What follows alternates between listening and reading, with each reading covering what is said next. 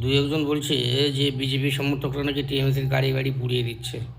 এবার আপনারা বুকে হাত দিয়ে বলুন তো, এটা যদি তৃণমূল, আজকে যদি তৃণমূল জিততো, তাহলে বিজেপির বাড়ি ঘর তো দূরের কথা, আসলে মা বোনদের ইজ্জত বন্ধ থাকতো কি না?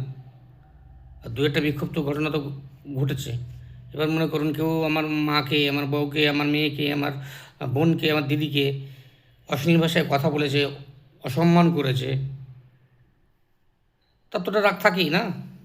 সেই হিসেবে যদি কিছু ঘটনা ঘটে থাকে, সেটা দিয়ে তো পুরো বাংলাকে কলুষিত করা যায় না।